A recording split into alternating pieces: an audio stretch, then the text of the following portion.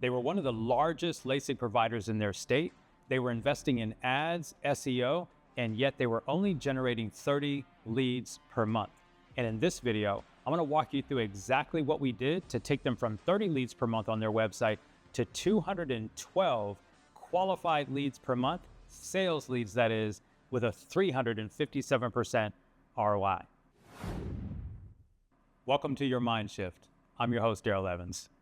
It's a pretty common situation when a business owner is investing in all of the things they think they should be in digital marketing: paid ads, billboards, radio, TV, SEO, etc., and yet the results still don't match the investment. And that's where this particular business owner was. Amazing reputation in the marketplace, multiple locations, and yet the results weren't there. So as we sat down, he wasn't in a state of panic. He wasn't in a state of, frustration as much as it was. He just couldn't figure out where the missing loop was. And in this video, we're going to talk about the 3 key ideas that we ran to immediately once we knew that he had invested in SEO, he was getting plenty of traffic, and in a local marketplace, he was getting an abundance of traffic, which was an actual signal as to what was wrong with the website. I think it would be more of a state of concern. Why am I investing in ads and it's not generating more leads? Why am I doing billboard, radio, TV? Why am I doing pay-per-click? And it's just not generating as much business as I think it should.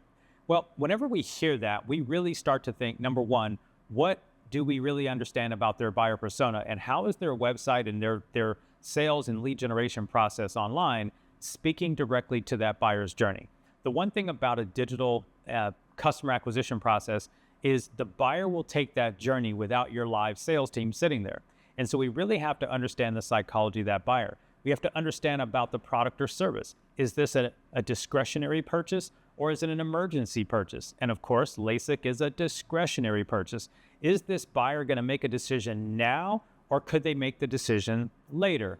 And the thing is once you start to figure that out, you'll then start to acknowledge why some of the ads were generating traffic and why some of the SEO was generating traffic, but it really wasn't generating leads. So we started there by thinking about the buyer, thinking about the buyer's journey, thinking about why they'd even consider LASIK. And I don't know, as a fun fact, we found out that about 50% of all the people in the United States, even though he wasn't working in the entire United States in his market, but his market was about 1 out of 2 people in his marketplace, because about 50% of people wear glasses. Now, we take that information in, and then we go to step number 1. Step number 1 is why are all these people coming to the website, but they're not booking meetings with his sales consultants? For us to figure that out, we do something by installing a heat map. So whenever we have a company that has a lot of traffic, and wherever that traffic is coming from, if it's qualified traffic, we are going to put in a heat map. It's a small piece of code that allows us to see where visitors are moving around on the pages, where they're clicking on pages. And we found something very obvious in the first 30 to 45 days. There was a section on the homepage of the website which got a lot of traffic, as you can imagine, from the Google Maps section or from the first page of Google. The homepage was getting a lot of traffic. What we noticed that the heat map started revealing pretty quickly was that the way the homepage was designed, people were clicking on things that were not leading to a conversion. And the things that were on that homepage were more about brand and reputation, and even a little bit of bragging, because he was one of the best LASIK doctors in the marketplace. So he had done LASIK surgery for some very famous people, and there were pictures of those famous people. And there was a lot of this sort of what I would call PR on the homepage of the website. Well, the problem with PR is that the person is trying to get an answer to a question they have about the process of LASIK for their needs. They're not really going to necessarily trust you because you did surgery for Shaquille O'Neal, or I'm not saying that's what he did. They're thinking about what's in it for them. How are they going to get their problem solved? And so one of the things that was interesting was there was one key thing on the first page of his website that was perfectly positioned, and that also started to tell us a story. So let's back up. What does someone who might be going through the idea of having LASIK, what are they thinking about? Number 1, they're thinking about, is it safe?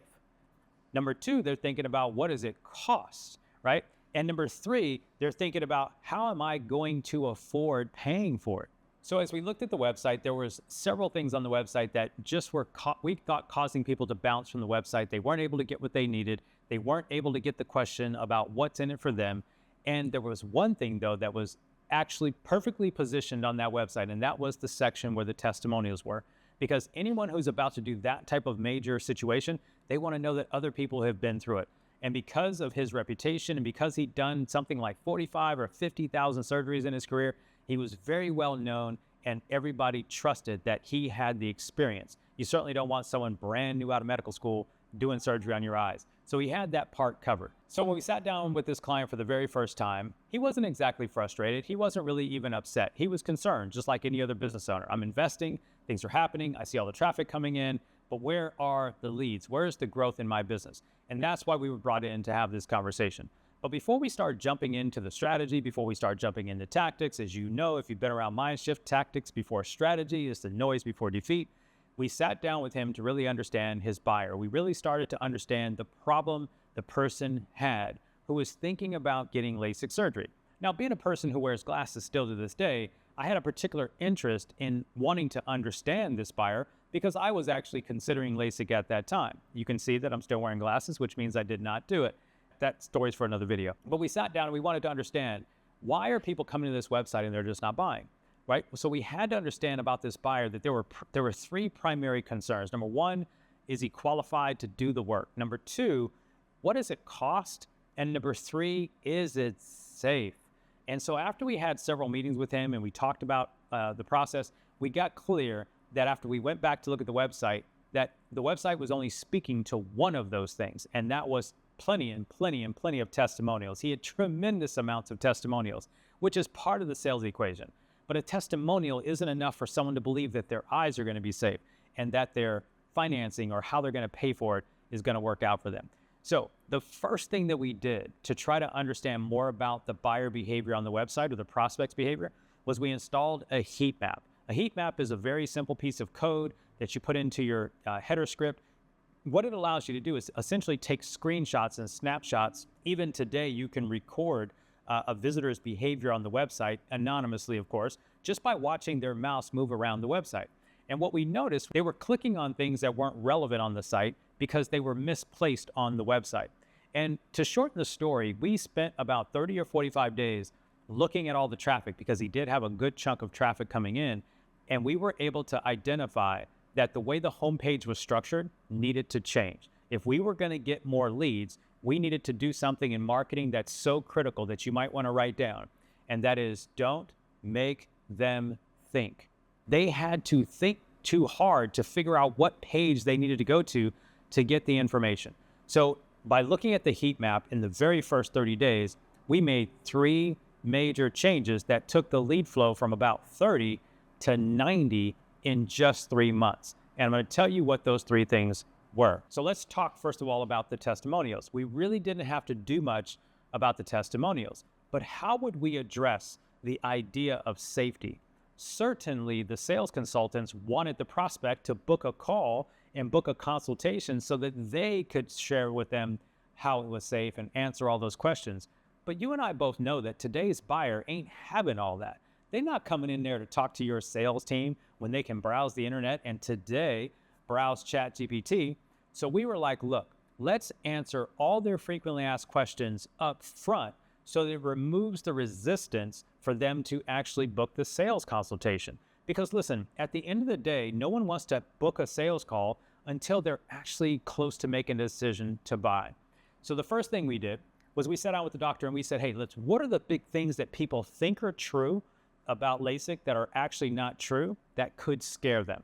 And we built a very simple guide that explained all of the myths about LASIK eye surgery.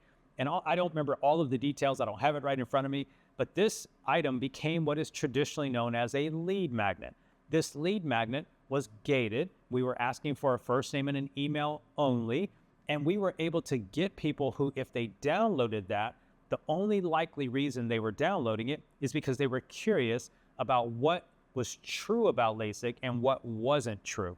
So that was kind of step number one. We would put them in an email sequence, autoresponder sequence, and that sequence was stretched out over a period of time that was normal for someone to make a decision about LASIK eye surgery. So some people that they might be a 5-day sequence, some people might be a 12-day sequence, some people might be a 30-day sequence.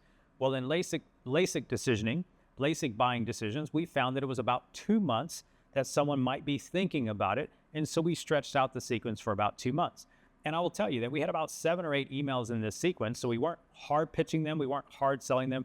We recognized that this is a discretionary purchase, not an emergency purchase. It's a high ticket purchase, not a low ticket, spur of the moment impulse buy. And when you understand your buyer, you orchestrate your buyer's journey, your sales funnel, your sales flow process accordingly.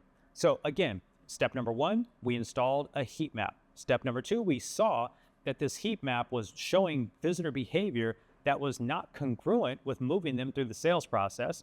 Step number 3, we actually went and sat down and said, Doc, look, what are all the things that people are likely to be concerned with that they're talking to your sales team about, which is exactly what we do today in our agency. We spend time with the sales team to know what people are asking at the point of sale. Then we bring that back further up into the marketing engine. We then looked at, okay, what's the next big hurdle? Financing, okay? So financing was available through a credit option or through a cash pay option.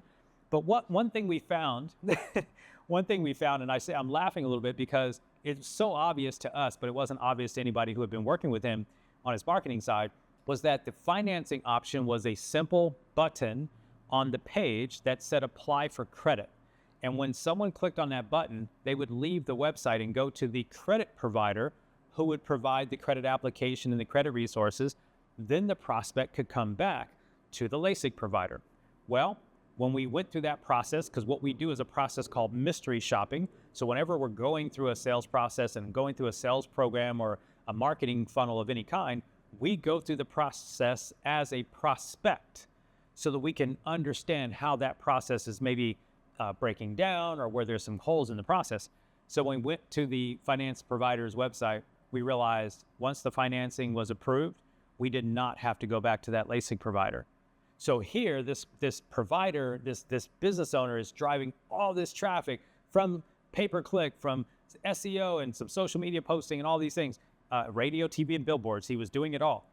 And if they went to get the financing, he had no idea whether they got the financing or if they ever came back.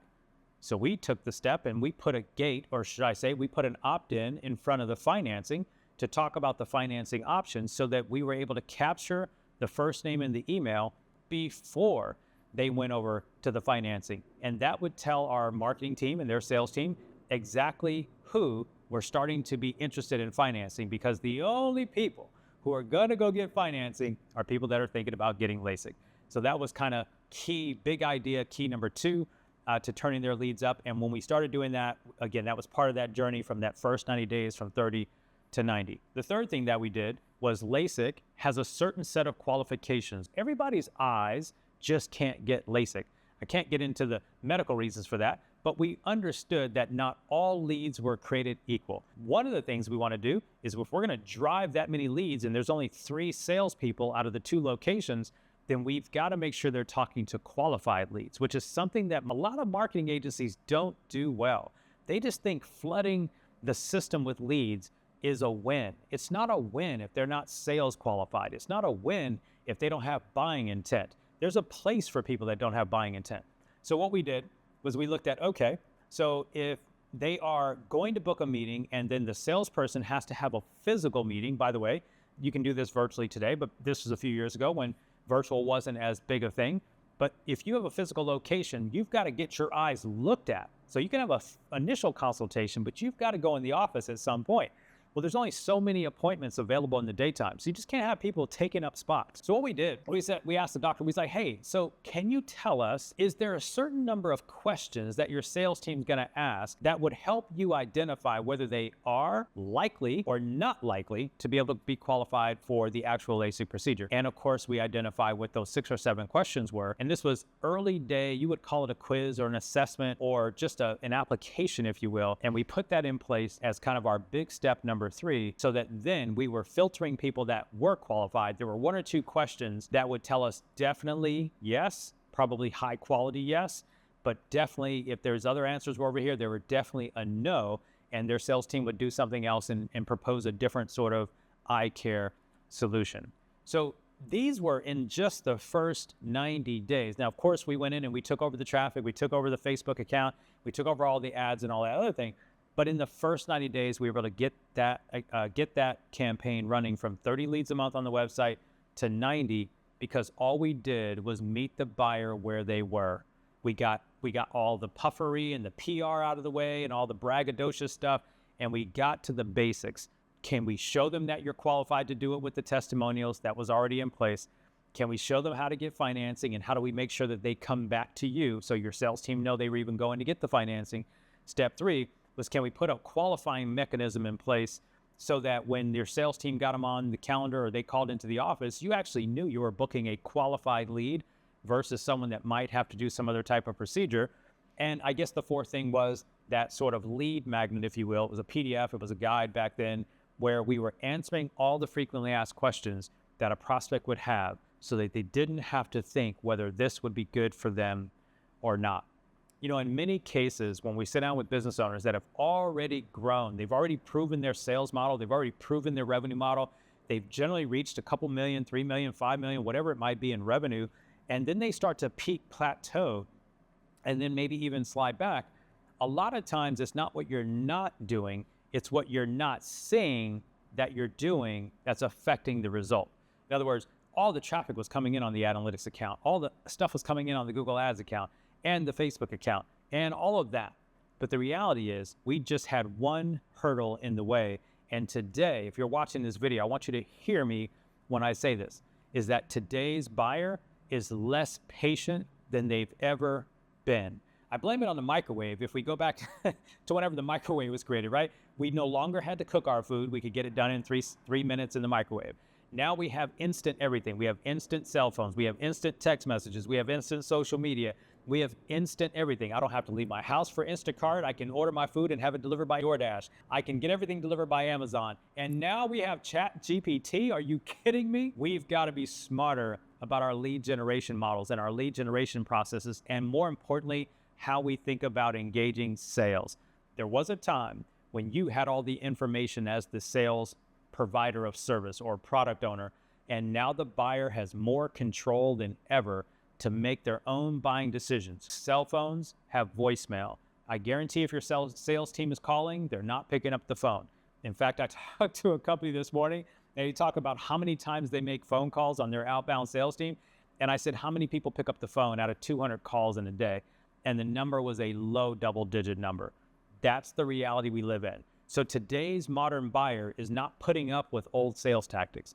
And so the message in today's video is it doesn't take 1,000 things to go from 30 leads to 212, which is where we ended up getting that campaign to over the not too distant future after that first 90 days. And that became a process where eventually, here's what the negative side of this was.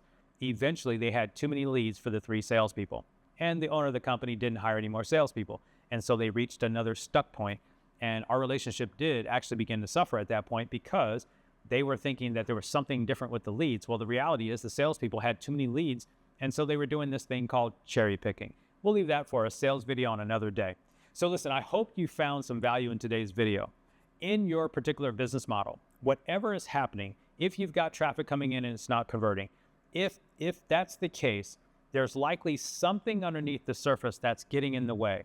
I would encourage you, if you don't have one already installed, you should install a heat map. Right now, we're working with another client, and I can tell you that we're making some changes on the major landing page to 4 specific areas of the page. It's a very long form sales page. And the reason we're doing it is we see people clicking on these boxes, but there's no continuation of information in that area. That's the kind of effect you can have when you pay attention to how buyers are arriving on your website and giving them what they need. Listen, if you found value in today's video and you have been sticking with me until now, do me a favor and hit the like button, hit the subscribe button so that you never miss another episode. And if you're interested in getting further support or help in whatever you're working on, there are 2 options down beneath this video. Step number 1, if you'd like to have our agency work with you and diagnose some of the challenges you may be having, we have a free process called our growth diagnostic call. You'll see a link down below for that. And on the second side, if you're doing your own marketing, but maybe working with an agency is not where you're at right now, but you'd like to get these ideas, these strategies, these frameworks, these execution models so that you understand what to look for, then we coach entrepreneurs and business owners in our inner circle every single week, every single month, and that link is below this video as well. Either way, I hope you got your mind shift today. I'm Daryl Evans, and I'll see you next time. Take care.